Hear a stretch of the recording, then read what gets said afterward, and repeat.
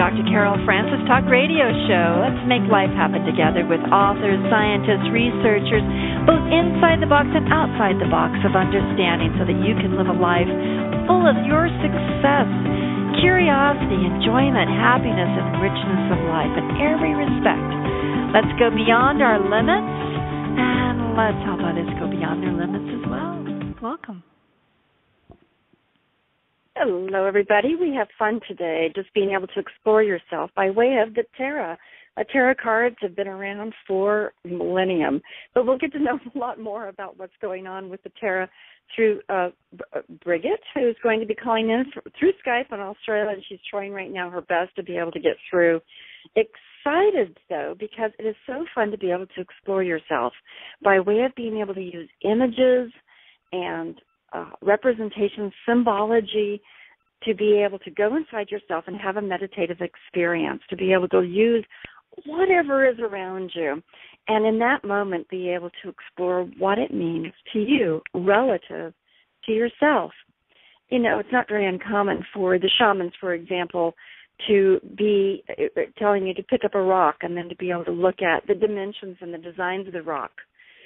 Even though the rock really ultimately has no relevance to you in life, and yet what we discover is that an individual doing so can find the symbology of the shapes in the rock and the communication therein.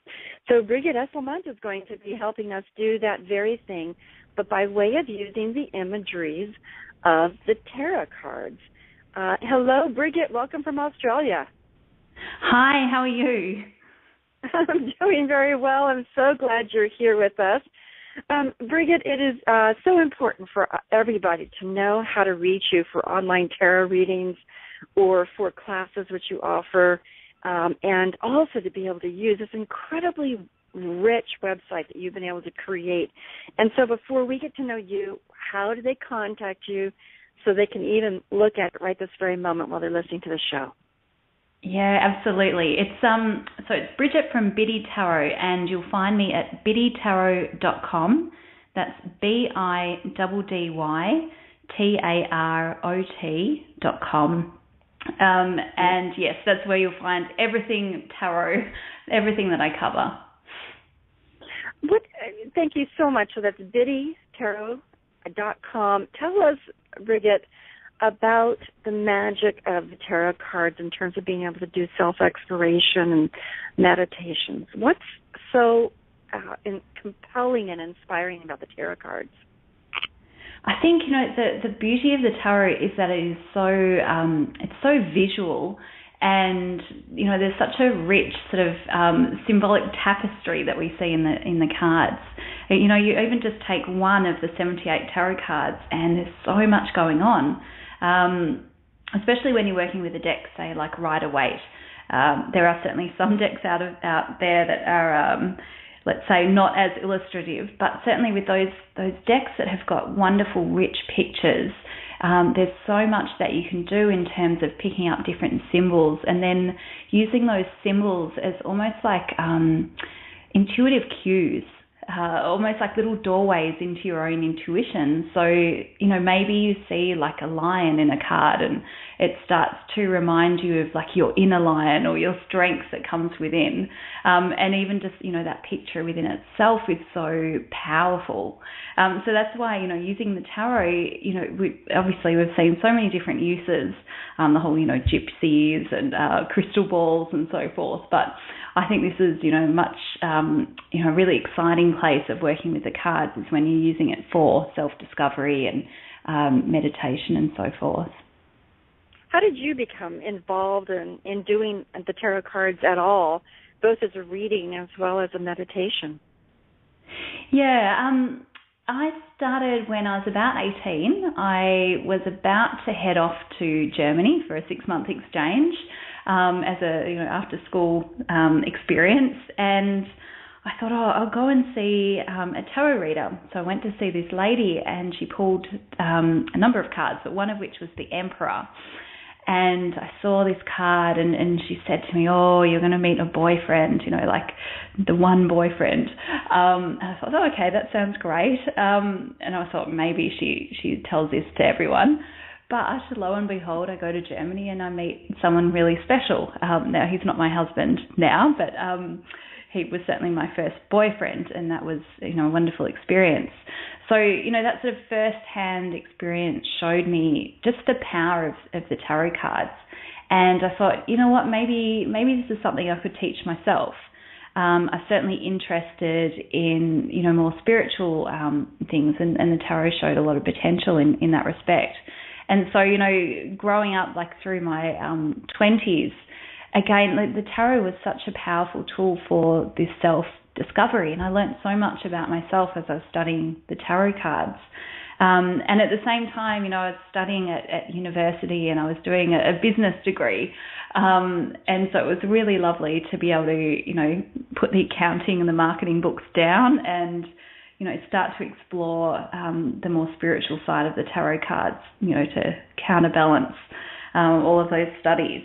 So that was really the beginnings of my time as a tarot reader, and it's certainly grown. Now I've been reading, I think just over 15 years professionally. So time has flown. Well, clearly your business savvy shows in your website. Again, it's biddytarot.com, BIDDYTAROT.com. And if you were to Google any card that you're interested in, if you did your own reading, biddytarot.com is usually top on the list on the first page in helping you being able to interpret or think about the meaning of the cards. So, Brigit, a fabulous job on your business aspect of this sort of thing. And for a moment, talk about the schools and classes that you offer, as well as how to help people establish their own tarot business. Yeah, so just, really in the last year or two, I've focused on building a number of online tarot courses. And the reason I wanted to do this is because when I was reading tarot, I could really see so many different ways of going about learning tarot. So, I was very book focused. So I started, trying to memorize everything that I was reading in books. And I think, the biggest thing I got out of that was a massive headache. I certainly see a lot of other beginner readers sort of taking that path and then realizing that, you can't just memorize tarot card meanings. And then I also saw another path where, a lot of tarot courses or, sort of the tarot experts with, finger quotation marks around it, were presenting tarot probably in a way that was highly complex and almost out of reach. So when I started working on my own tarot courses, for the people within my own community, I really wanted to create a course that was accessible to everyone, that made tarot easy, but it didn't gloss over, the depth and the richness of tarot. So just in, when did we start? I think it was February or March this year, we had just over 100 students with me doing a 6-week tarot course where we really deep dived into the tarot card meanings.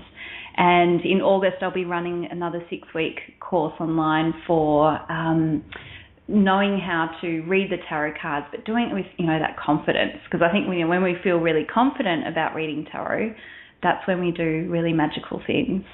And so, I'm just having an absolute ball, and it's so lovely to inspire so many different people, beginners right through to even people who've read tarot for 10, 15 years are joining these classes and just they're like, my goodness, there's all these things that I'm seeing in the cards that I've never seen before. And also in addition to the online courses, what I also teach are tarot masterclasses. And in those masterclasses, we spend, 90-minute webinar online, and we really deep dive into certain topics around tarot. So, for example, reading tarot for yourself or reading reverse tarot cards. So lots and lots of different avenues for connecting with the tarot cards. Well, that's very clear. Now, in a moment, I know that you offer a free download book in some way, fashion, or form that somehow they can get a hold of that. But we'll hold that for a moment because I'm wondering if we can dive into a tarot card meditation. And I know that you have in mind some way to go about doing this to demonstrate what you have found to be optimally rich for people when they want to use tarots for meditation. So where do we begin that process?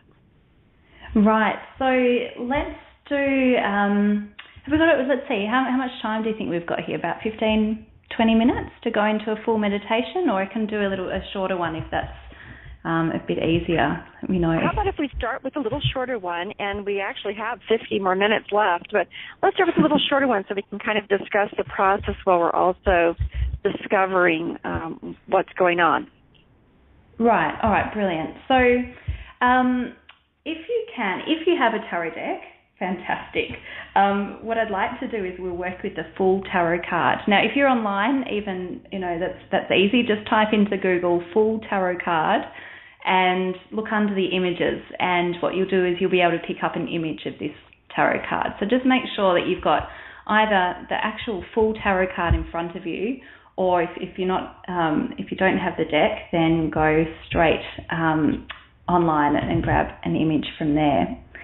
So once you've got that in front of you, what I want you to do is, just take a look at that image, and you don't need to really understand it. You don't need to assess it. You don't need to figure out, well, what does the dog mean? What does the, the little cliff mean? What do all these things mean? I just want you to look at that card and just let that image start to sink into your mind. Take a look at the colours and the objects, symbols in the card. And just take a look at the Fool and what he's doing there. Just let it all sink in. How did you know that was the card I chose? Okay, so just so there we go. So just to kind of interact with you, so that the listeners can get a feel for that too. I'm looking at the card of the Fool, seeing someone that's upside down, thinking how simultaneously uncomfortable that appears, and also how comfortable that would be for the spine to stretch. So obviously I went into the body aspect of it, and looking at the red leggings and the silly costuming and the simultaneously carefreeness and tied to this thing up above. So it doesn't look so carefree. All right, so those are my responses to it so far. Where do I go from here? Wonderful. All right, so once you've sort of taken that image into your mind, then it's a good time to just gently close your eyes and bring yourself into a nice, deeply relaxed state.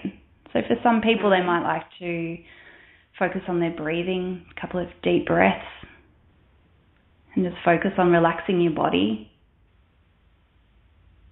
All right. And just as you're exhaling, just letting everything go, just letting your mind rest and relax.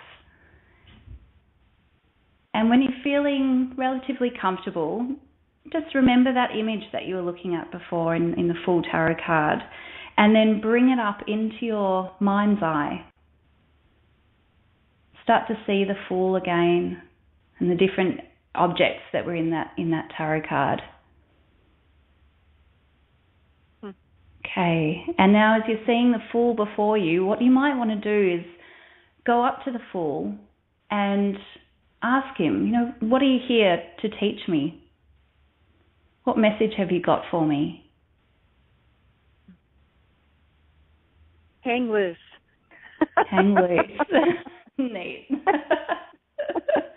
Yeah. And, it's quite amazing, when you're in this process, some very different things can come to your mind without really being fully aware of why it came to your mind that way. But, wonderful. And then what you might want to do next is, after you've had an opportunity to speak with this character, is now you start to become the character in the card. You become the Fool. And you feel, what is it like to have, perhaps you're seeing like the little knapsack over your shoulder, you're holding a white rose, you're dancing at the edge of a cliff, your little dog's at your feet. What does that really feel like? What does it feel like in your heart, in your mind? What are the body sensations that you have as you are the Fool? So I get simultaneously precarious and reckless and daring and confident. I love that you've got confident in there. And it's such a beautiful duality that you can be reckless but confident.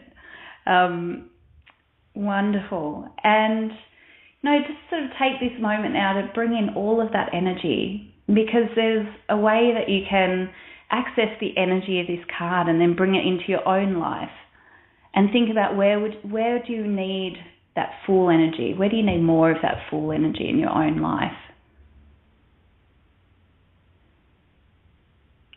So I would imagine that people would go through things like they're thinking about their business life, their relationships, some arena where they need to get out and some where they need to step in, some place that's kind of risky, and what would it take for them to approach the risky situation without falling over the cliff, or some situation where maybe they're being too foolish. So I'm thinking about romance and business, finances, the normal everyday concerns of health. Those are probably the main areas. Is that true, or is there more that people explore? Well, I mean, the the wonderful thing here is that it's such a unique experience for every different person. Excuse me. So when we start to interact with these cards on such a deep subconscious level, we may feel that full energy coming out in many different ways. So, for example, maybe you're starting to connect with your children more, and you're finding sort of that inner child and that recklessness that you have, when you're a 6-year-old, for example. Maybe it is about your business. You're about to just start a new business, and you can feel like that rush as you're standing on the edge of a cliff, and it's like, well, do I jump? Like, what happens? What would happen if I was just to take that step forward? Would I fall or would I fly? And if I was to just stay here in the same place, what would that feel like? Is that really what I want? So we can really engage with the actual imagery in this card and use that to explore some of our own decisions that we might be facing, or our own situations that are important for us at the moment.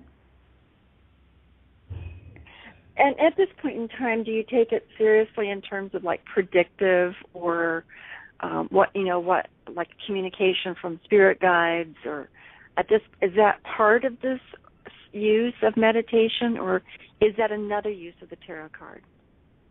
Yeah, I think that's a really interesting and important question, because I think for some people will have very strong intuitive insights whilst they're in a meditation, and particularly if they have a strong connection to their spirit guides, then their guides may be speaking with them or communicating in some way, and that is a beautiful thing.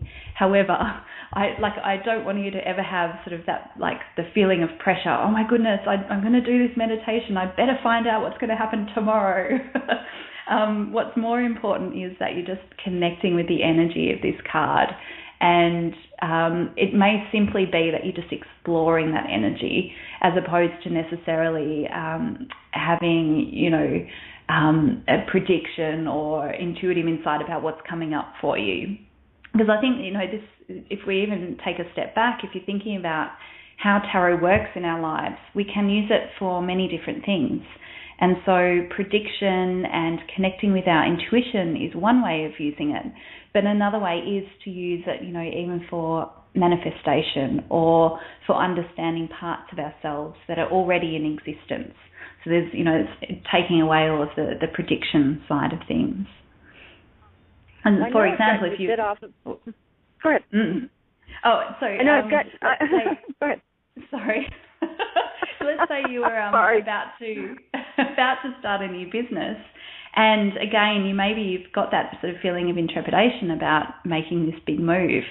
So what you might do is go, right, I'm going to connect with the Fool, because I know that there's a lot of energy around here about making new beginnings and feeling that sense of risk, but going with it. So, you may consciously decide to work with this card because you want to bring in that energy into your business and your working life. So you're even suggesting that if someone can approach the deck and say, okay, I need to know more about what it means to be an emperor, or what it means to be a hermit. I need to know that, and therefore I'm going to go and meditate with that card and the archetypal designs that are associated with that card. Am I understanding correctly? Absolutely, and you said it so well, yes. So Jung used to say, Carl Jung, who's, in my field, psychoanalysis, used to use these cards for predictive and for meditative, and he also felt like each of these cards represented archetypal representations, icons, symbology of ourselves, and that every single card was a part of ourselves. And I thought, wow, 72 different parts of ourselves that we could tap into. Do you have any thoughts about that, Brigit? Yeah, look, I totally agree, and particularly with the major arcana cards. There's 22 major arcana cards in the deck, and these are known as the archetypes in the tarot because, as you said, they do represent parts of ourselves that are already in existence, and it's as if we want to connect in with different archetypes in order to create or manifest certain outcomes in our lives. And just as you said, maybe you're about to go on a silence retreat and you want to connect in with the hermit because the hermit is a highly spiritual being, but someone that spends a lot of time in his own space. And so you use the hermit to almost walk alongside you as you engage in, say, a silence retreat. Perhaps you want more strength in your life, and so you work with the strength card. Maybe you're about to get into a new relationship, so you work with the lover's card. I think, it's certainly very powerful to connect with those energies. And as you say, it doesn't have to be about predicting certain outcomes. It can be more from a therapeutic place as well. Why were the tarot cards originally created? What was the purpose of it? I know that when I went to Peru, I had a whole lot of different spiritual teachers that I met up with during the course that I was there.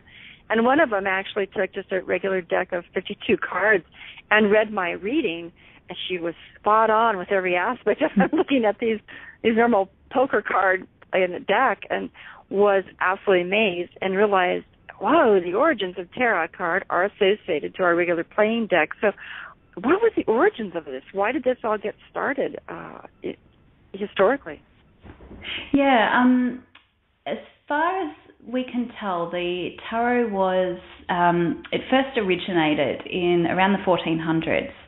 And yet prior to that, people were obviously working, playing with playing cards. And playing cards themselves, as you just said, can be used for divination. With tarot cards, what happened in the 1400s, the majority of people were illiterate. And so in order for, spiritual lessons to be taught, they needed to be embodied in pictures. And so things like, there's the Christian virtues, temperance. I'm not very strong on my religions, but I think it's temperance, justice, and maybe it's virtue, which is actually linked to strength in the tarot card. So temperance, justice, and virtue. And in fact, these are three cards in the tarot deck. And it's believed that, these pictures were created in order to capture the essence of what does temperance really mean without having to write it all out. And so from there, that's really where the tarot deck has grown. It's sort of been a tool to communicate, deeper spiritual lessons, but not through words, but through pictures. And, the whole sort of saying of a picture tells 1,000 words is so relevant in this case. And in fact, I think from there, then tarot cards were used for divination, as well as more about sort of the spiritual teachings as well. How do the numbers fit into the process of it? For example, I'm looking at one that has 8 sticks just standing up, or you have 10 swords. I mean, what's relevant about the numbers? Yeah, I think a really simple and straightforward way of working with the tarot is know what your basic numerology is. So this is where the number stuff comes in. If you can know what the number 1 through to the number 10 signify, then and you're much closer to understanding what the tarot cards mean. So we spoke just before, we've got the 22 major arcana cards. Now they are numbered from 0, which is the full, right through to 22. And then there are 4 suits of tarot cards. And within each suit, you have an ace, which is like a 1, through to 10. And then you've got a page, knight, queen and king. And so when you're looking at the numbered cards in these suits, you can tell a lot just by the number. So, for example, you mentioned the 8s. 8s are often about movement, change, but more in terms of like progression. 10, for example, is about endings and completion because it's the end of a cycle. And so then what you can do is you can marry up your understanding of the numbers in the tarot with the energy of each of the different suits. So there's cups, which is around water and relationships and emotions. There's pentacles, which is sort of the earthly realm, or like our, finances, work, career, and those sorts of things. We've got swords, which is about the intellect and how we think about things. And we've got wands, which is that fire energy, the passion, the sort of drive and motivation. So you can marry up those suits with the numbers, and bam, you've just learned how to read 40 cards with just knowing that. Okay, so now how do you feel about giving us a read for overall spiritual depth and ascension that the listeners can embrace?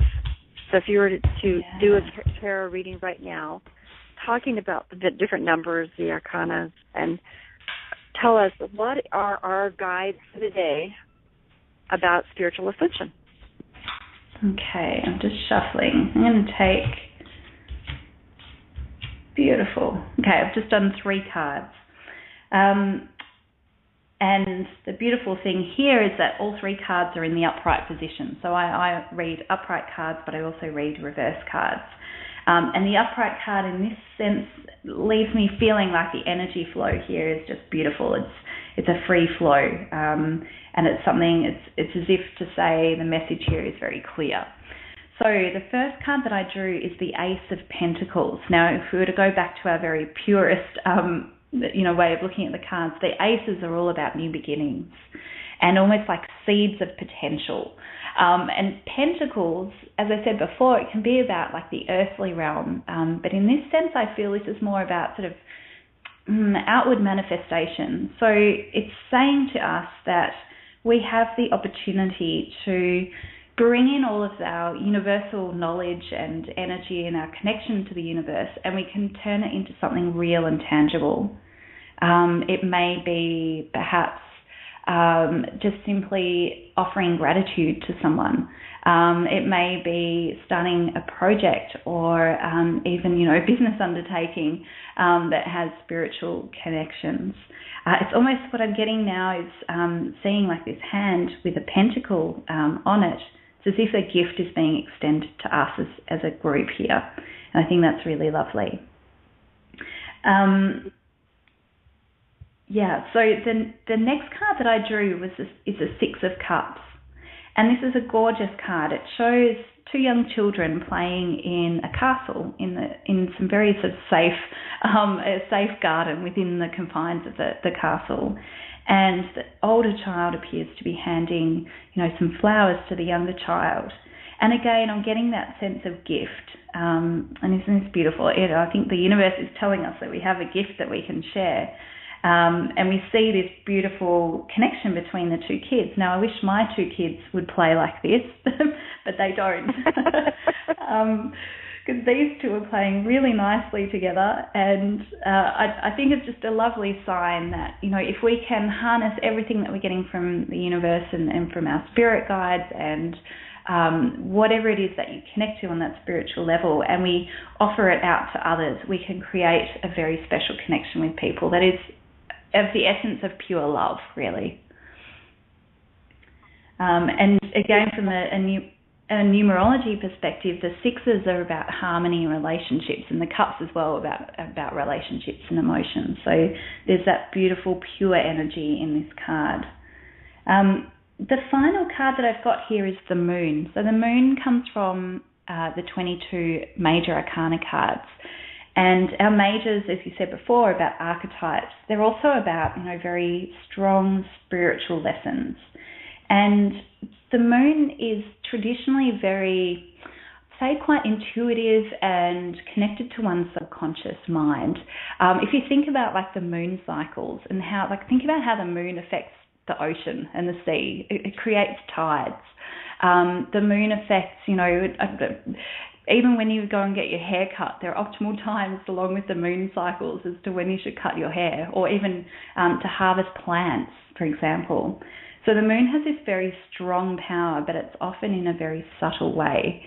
And so I feel like it's another sign that the universe moves through us in strong but subtle ways. And we can access that sort of deeper inner energy by connecting in with our subconscious. And again, what a beautiful lead into like meditation and the power of sort of that visualization and connecting with your subconscious mind. So overall, I'd see, the strong messages here around that we have a gift to share, and we need to do that through a place of pure love, but also in a way that's of tangible manifestation. And when we do that, we allow for some more of those universal energies to move through us in strong but subtle ways. So in a sense, what a beautiful reading that is for our own spiritual ascension as we go through our progressive, evolving spiritual identity. In addition, I'm listening so carefully, Brigit, to the way you bring in not only your generic understanding of the cards, but also your own feelings associated to the cards. And I'm grasping that that's a part of the meditative process that you're talking about. Yeah, so if I'm to unpack the process, because oftentimes, stuff happens in milliseconds. And certainly when I'm teaching my students, I have to keep thinking, okay, well, what was it that led me to that point? And what I find is that, as I'm looking at a card, as I'm talking about a card, certain things will just suddenly grab my attention. And I've really trained myself to now go with that. If something's grabbing my attention, whether it's from a visual perspective, I might be seeing something.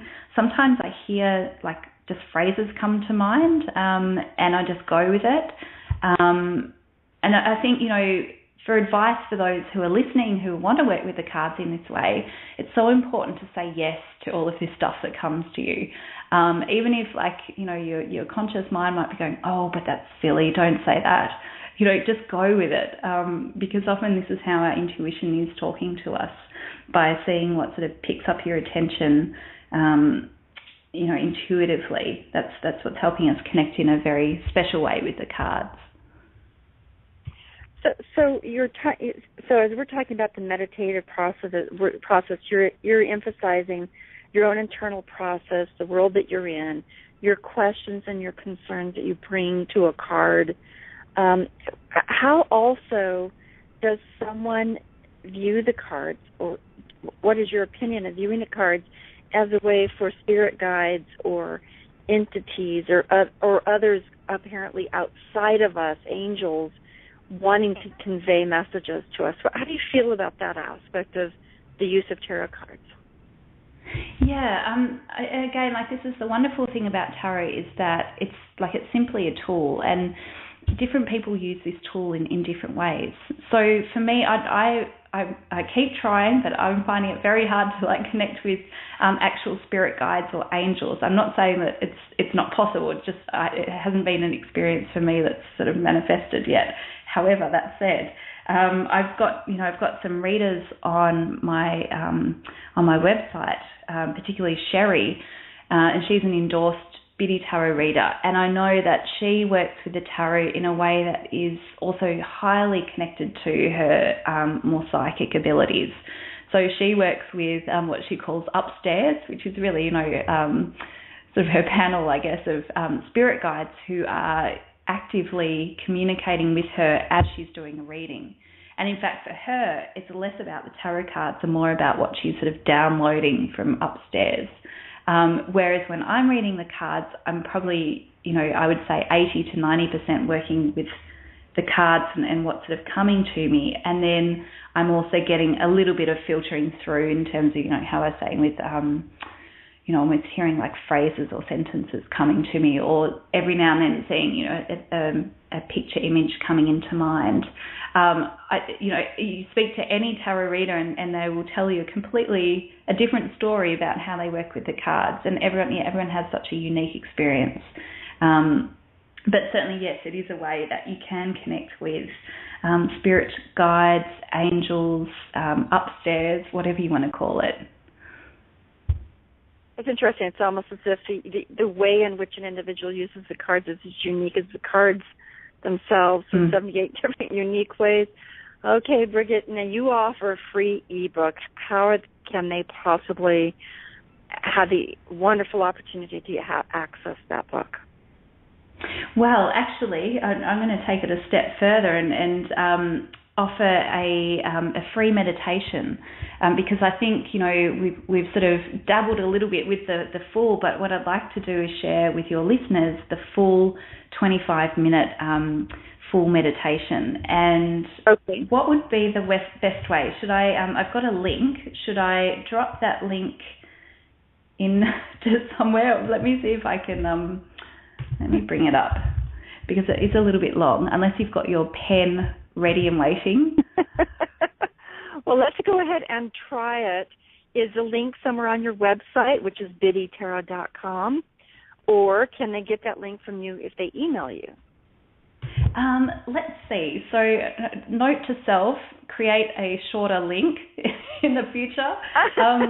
But for now, let's work with what we've got here. So, in addition to biddytarot.com, I also have a site called tarotfoundations.com, and this is really where my meditations and my online courses reside. So, here we go. I hope you've got a pen ready. So, tarotfoundations.com /soul, SOUL, -meditations. Oh, hang on, let me just check this is the right one. Yeah. So soul-meditations -the-full. Is that clear as mud? No. Oh, we're still going? Okay, go. No. So let me just recap it. tarotfoundations.com /soul-meditations-the-full. There you have it, folks. Now, folks, you, of course, can listen to that one segment of this whole interview over and over again until you get that. But tarotfoundations.com, and you will be able to look through this entire website. Again, a fabulous business job of being able to communicate to your participants. And then how do they get the free meditation on this site? So you can listen to it directly online. So find a place, a room where you're not going to be disturbed, and then hit the play button, and you'll be able to listen to that full meditation online. Okay, and it's about 25 minutes long, yes? Yeah. Okay, beautiful. Okay, so folks, look up this, tarotfoundations.com, as well as biddytarot.com. They're both incredibly resourceful sites, so usable, and you will be able to increase your expertise, your enjoyment, and understanding of what is going on with the tarot. Now, in terms of another use of the tarot cards, I wonder if someone were to come to you to find something to locate. How would one use the cards to kind of stir up their unconscious knowing? They've lost it, but somewhere embedded in their unconsciousness, they might be able to use the cards to stimulate thoughts. Or have you ever done that? It's a good question, because a lot of people want to use the cards for certain things, and finding lost objects is one of them. I to be really honest, I don't feel like the cards will give a very direct answer, but it's always something that you can experiment with. So let's say you have lost something. What you might do is draw, one or two cards, and as you're looking at those cards, just again think about what's catching your eye in those cards, and then think about, okay, that thing that I'm looking at, what might that tell me about where my lost object is? I think that there are other ways of trying to find lost objects. So maybe dowsing, where you swinging a pendulum for a yes or a no. But it may just be one method that you use in a range of other methods. I have to tell you a funny story, though, about finding lost objects, because I had this experience only a week or two ago, and I was in the same spot thinking, my goodness, how am I going to use my tarot cards? I've got to find this thing. So I had lost my Kindle. I'm absolutely in love with my Kindle. Oh, and dear. I thought, yeah, it's so unlike me to lose things. Like I always do mum checks all the time, like looking behind me, make sure I haven't left anything behind. But I'd ended up losing the Kindle, and I thought, okay, do I use my cards? But I actually decided in this case to set an intention, and I said, right, it's going to come to me in a dream. I'm going to, while I'm asleep, it's going to come to me. So that night I went to bed, I'm like, right, it's going to happen. And I woke up the next day and nothing. I couldn't remember my dream, nothing. I was so disappointed. So I was like, right, okay, night 2, it's going to happen. And so I went to bed and I woke up in the middle of the night. I rolled over and I suddenly felt something really hard in my bed. And I threw off the covers. Oh, and my I'm goodness. Like, it's my Kindle. So I was thrilled, and I was like, yes, I set the intention that it was going to come to me when I was asleep, and it did. It didn't quite happen the way I thought it would, but yeah. Oh, that is a really funny story and such a great illustration. I also, I've always wanted to write fiction. I'm not really competent to do so because I don't have an imagination that could create those elaborate stories. Once upon a time, I thought, well, you could use the tarot cards. You could decide you can have 5 characters and pull the cards at random and find out what the characters are and different qualities and dilemmas that they find themselves in. And suddenly you have the basis for a kind of fun novel, and then put throwing tarot cards to see how the novel unfolds. So that was my way of using tarot cards to create just an opportunity to write fiction. But you used tarot as a form of storytelling as well. Do you want to tell us something about that? Yeah, actually, so I know of many writers who use the tarot to help them with their writing. And in fact, one of my Tarot Foundation students has just finished a whole novel that she actually used tarot cards to get her to write that full novel. So it's incredibly powerful. And, I've even used it sometimes when I'm getting stuck on a blog post, or if I'm trying to write some content, maybe I'm trying to pitch one of my ebooks or one of my online products, and I draw a few cards to see, okay, well, what is it that I need to write about? So it can be so helpful in that respect. But in terms of actual storytelling with the cards, storytelling is so important just from, a society perspective. It's the way that we communicate, our ideas in a very powerful way. And so when we're reading with our tarot cards, it can be a great experience to use storytelling during a reading.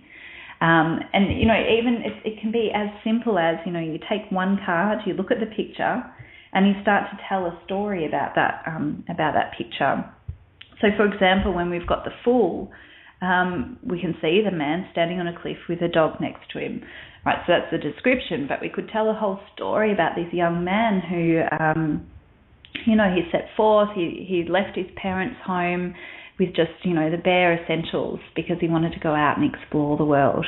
And then, as you're starting to tell that story, you can then bring it back into the perspective of the client. So, maybe if I'm working with a younger person with this card, I might say, well, how does this, have you sort of metaphorically left your parents' home? Or what is it that you've left behind so that you can start afresh? And, what are your bare essentials that are going to get you through this journey? And, how does that sort of feel to be taking that step off the cliff and moving towards something that's unknown, but, is it incredibly exciting? Do you feel a sort of anxiety and so forth? So again, yeah, you can use that the imagery in the cards to create a story, and in that story you're connecting more meaningfully with your client when you're doing a tarot reading. That was a beautiful application in that regard. It also reminds me of sometimes people deciding that they want to understand better about another person who's in their lives, and so they throw some sort of reading of another person. For example, someone could say, well, I'm interested in this woman or this man romantically. How can I have their attention, or why are they not paying attention? Or a difficult person at work, and you just don't know what this conflict you have with that person is all about, and that they would use their cards to be able to gain further insights and understanding. Have you ever done that, and what are some examples?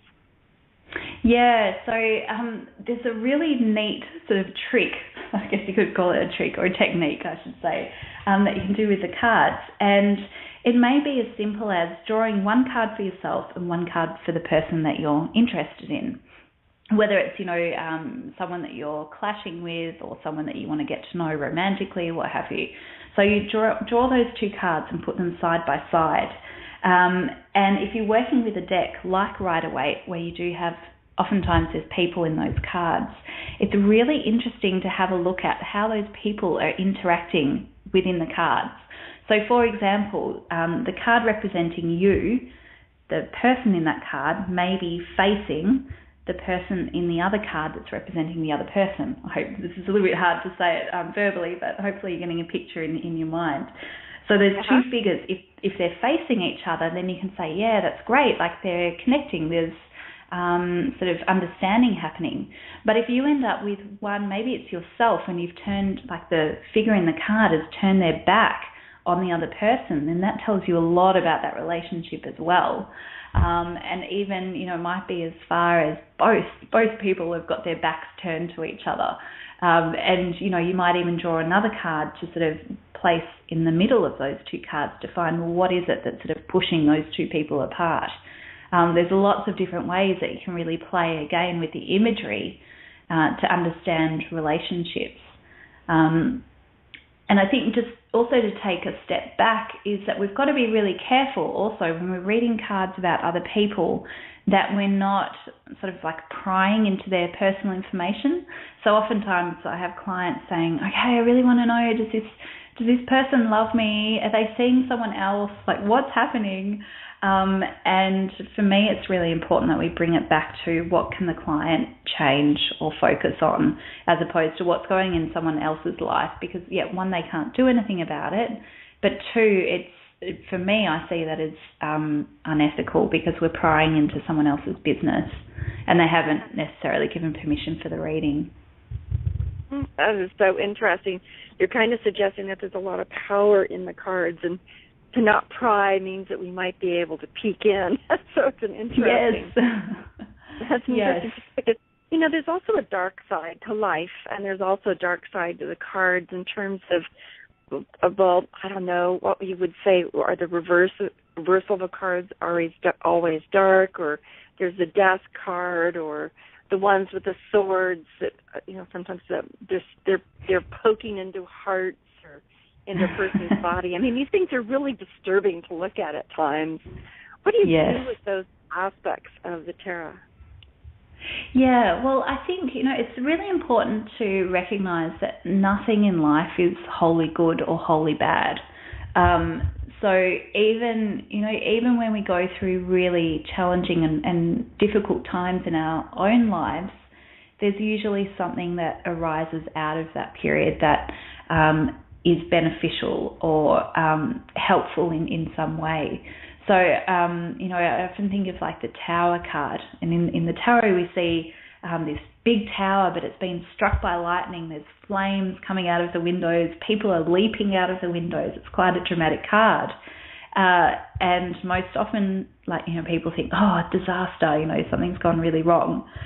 But I think the Tower card is also very powerful, because it says to us, sometimes we have to have pure destruction in our lives. So everything has to just turn, really bad.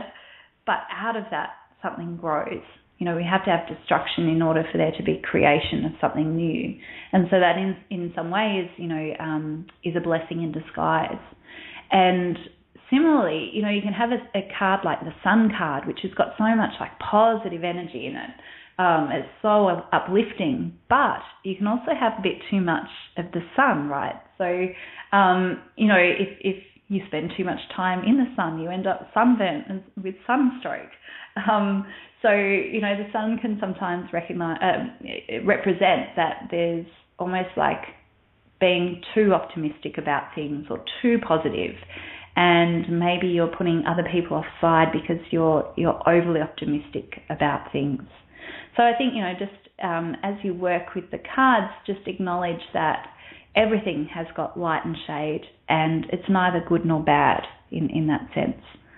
It's more important that we understand, the different perspectives of elements in our life. This gives us a whole philosophy of living life as well from what you have just indicated. We have about 9 more minutes, and I was wondering if part of that time you could do a reading for our audience just to find out what generically our audience needs to hear in this moment, and just let the cards speak to us through you. And then I want you to consider what you want to do with us as an audience that might really embrace the benefit of tarot. All right, beautiful. I'm just shuffling now. Let's see.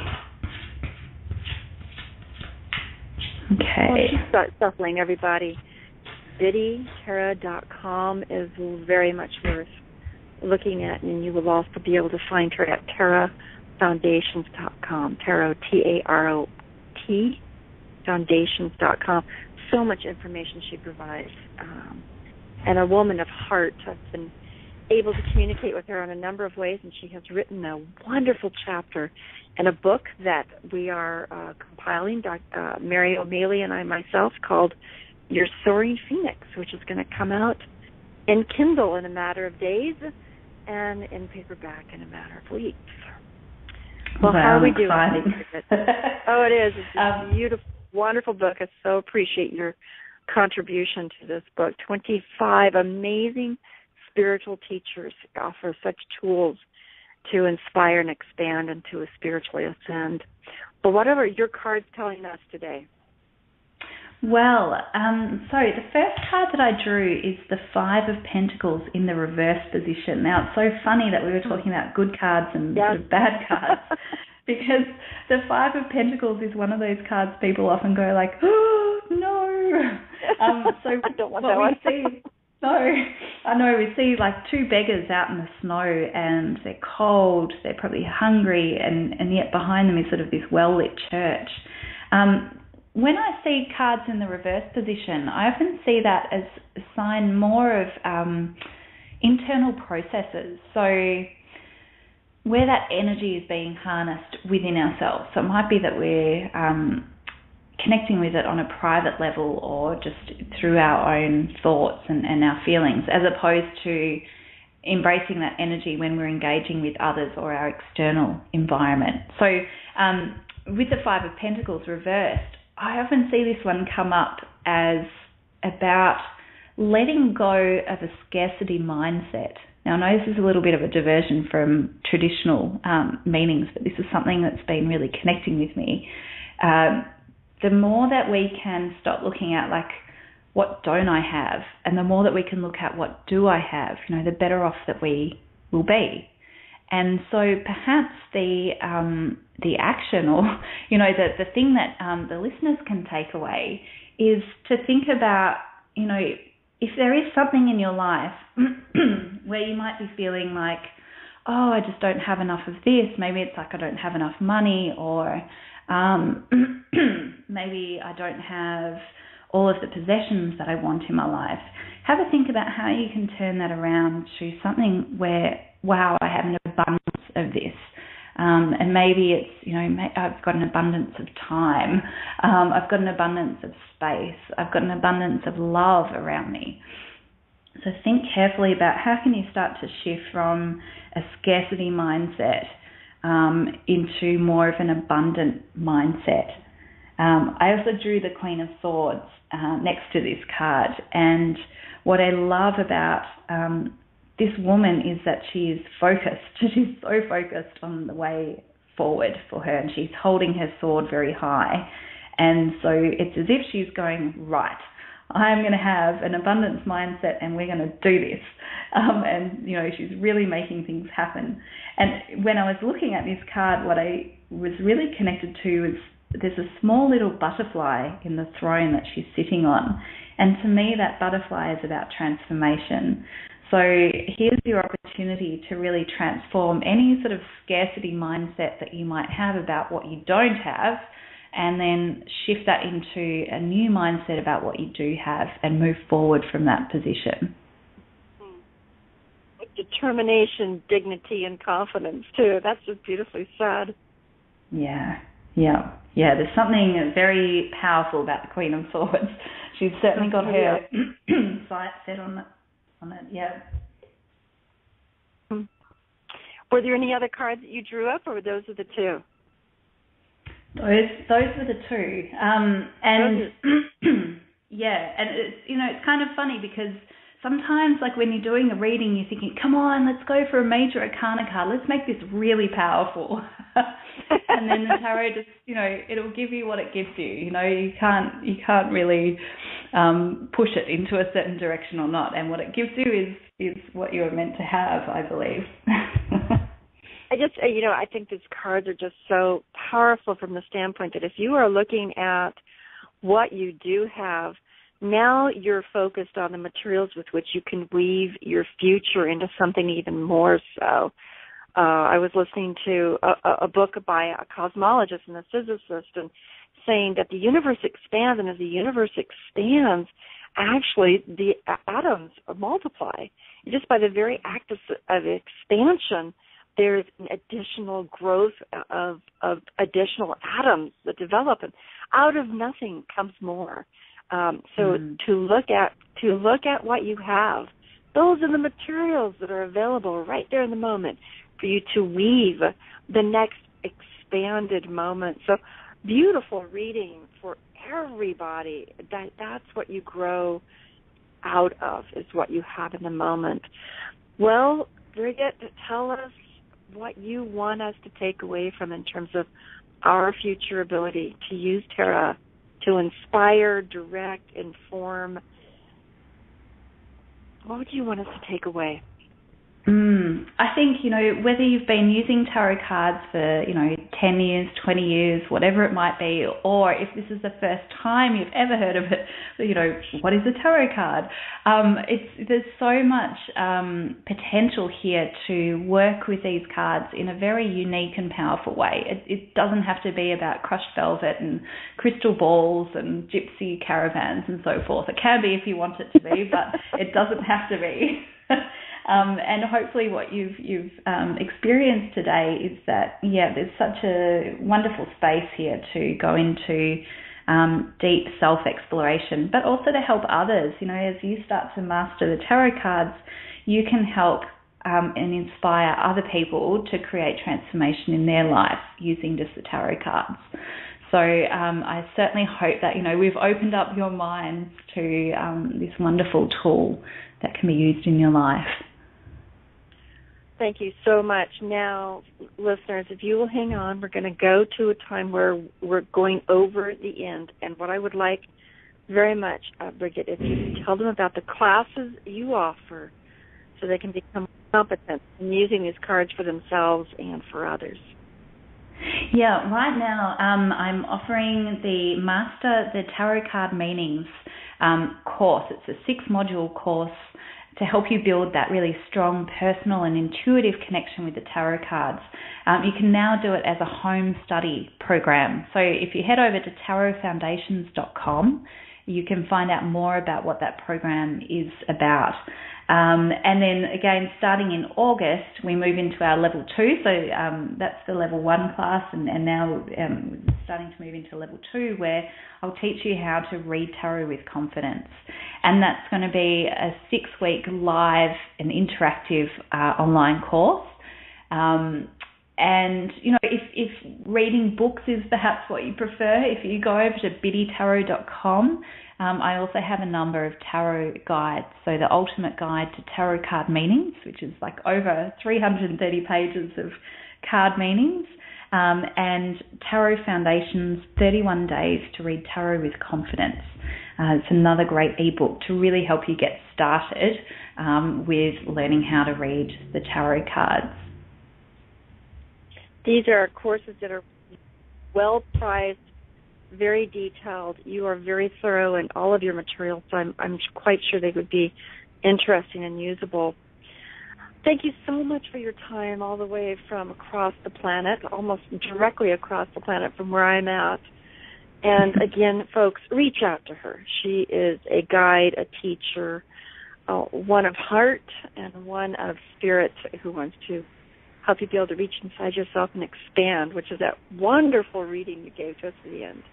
Time to expand, folks, and go beyond your limitations using the materials you have, and now you have a little bit more of the tarot as well. And again, we can contact you how, Brigit? You'll find me at biddytarot.com, or I'm also on Facebook at facebook.com/biddytarot. Thank you so much. This has been a delightful day. I don't want to end the conversation. No, thank you so much for having me.